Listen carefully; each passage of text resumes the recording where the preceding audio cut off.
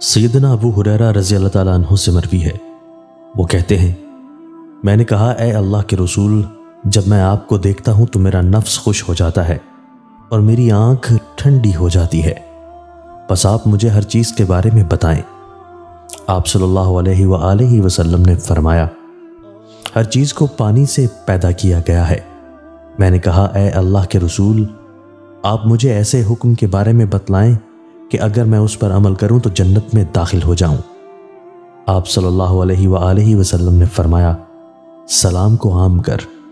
کھانا کھلا، صلہ رحمی کر، اور رات کو جب لوگ سو رہے ہوں تو قیام کر، اور پھر جنت میں سلامتی کے ساتھ داخل ہو جا۔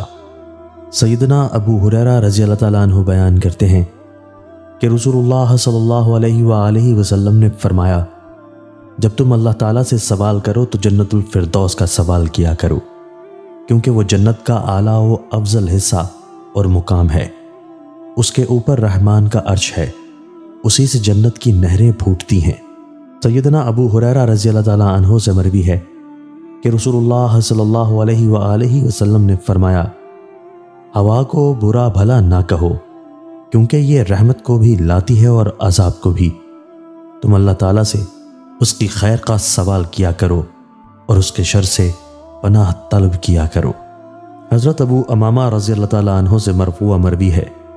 3 آدمی ایسے ہیں جن کے فرض و نفل اللہ تعالیٰ قبول نہیں کرے گا: والدین کا نافرمان، احسان جتلانے والا، تقدیر کو جھٹلانے والا۔